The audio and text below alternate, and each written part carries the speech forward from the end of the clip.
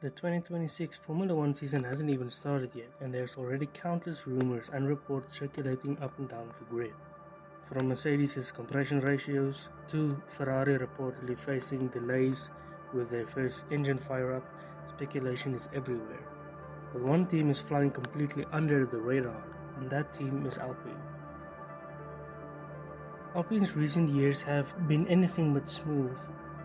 From team principals leaving on an almost yearly basis to the loss of key drivers, the team has struggled to find any real stability.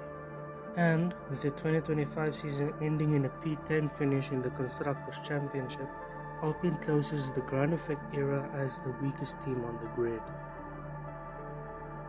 The Alpine name entered Formula One in 2021 essentially as a rebranded Renault team in an effort to push the brand further into the mainstream. Instead of appointing a traditional single-team principal, Alpine opted for a shared leadership structure. Witkowski took on a role of executive director, while David Bravia became racing director, with both reporting directly to Alpine CEO Laurent Rossi.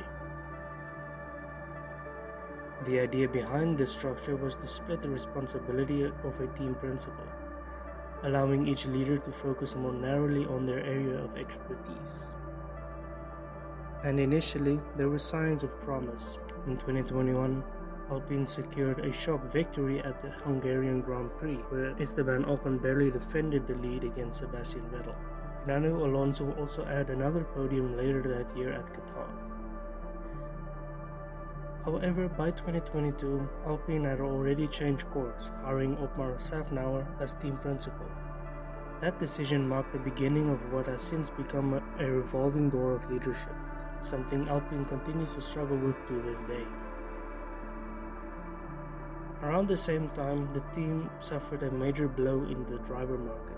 Fernando Alonso made a surprise move to Aston Martin following Sebastian Vettel's retirement announcement, and Alpine quickly named Oscar Piastri as his replacement for 2023. But in what would become one of the most infamous moments in modern Formula One history, Piastri took to Twitter to declare that he would not be driving for Alpine and would instead be joining McLaren. Due to contract mismanagement and some foresight from his manager Mark Webber that Alpine might not be the right long-term home, talks with McLaren were already underway.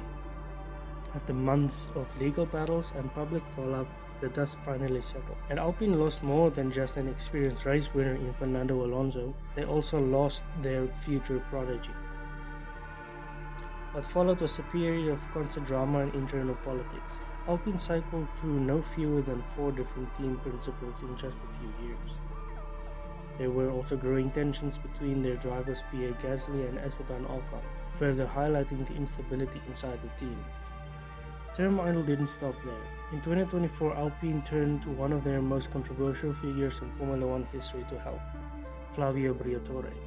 Brought in initially as a consultant, Briatore quickly became one of the key voices behind Alpine's long-term strategy, including the dramatic decision to shut down Renault's power unit program and switch to Mercedes engines for 2026 onwards.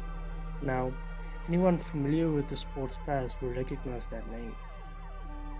Briatore served as team principal at Benetton from 1991 to 1997 and later Renault from 2001 to 2009. Under his leadership, those teams won multiple championships with Michael Schumacher and Fernando Alonso. But in 2008 he became center to one of the biggest scandals the sport has ever seen, the infamous Crashgate incident, where Nelson Piquet Jr.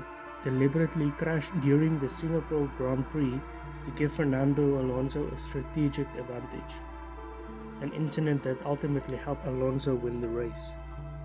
In 2009, Briatore was found guilty and was banned from Formula One. If you want a deeper breakdown of exactly what happened, I highly recommend Sire Motorsport's video on the subject. But suffice to say, Briatore remains one of the most controversial figures the sport has ever seen. Yet despite that controversy, there's no denying one thing. Briatore has always been a strong, decisive leader, and after years of Alpine drifting from one team principal to the next, his arrival has at least brought a clear chain of command. Following Oliver Oak's departure in 2025, Briatore effectively gained greater control over the direction of the team. And for the first time in years, Alpine appeared to have a single dominant figure steering the ship. Whether people like him or not, that kind of stability is something the team has desperately lacked. With Mercedes power unit widely rumored to be the benchmark, and Alpine now holding the largest allocated CFD and wind tunnel time thanks to finishing last, they at least have the ingredients to do something special. Their chief aerodynamicist Michael Broadhurst also brings serious pedigree. He worked at Rebel as principal aerodynamicist from 2021 to 2024, a period in which the team won 2 constructor championships and 4 drivers' titles. Before that, he was part of the Lotus F1 team. Famously, the squad nearly went bankrupt when Kimi Räikkönen won twice and scored over 390 points between 2012 and 2013, thanks in part to a contract that paid the Finn €50,000 every point he scored. There is a clear precedent for smaller teams making huge leaps when regulations change.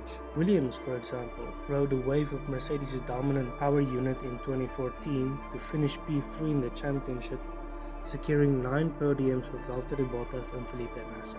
And of course, the most famous case of all, Braun GP, took over Honda in 2009 and went on to win both the Drivers' and Constructors' Championship with Jenson Button and Rubens Barrichello.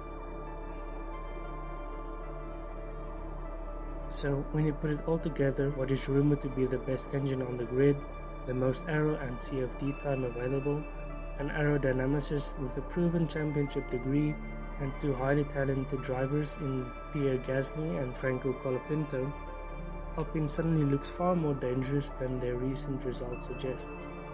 And with Flavio Briatore now firmly in control, the team finally has something it hasn't had in years: strong leadership and a clear direction.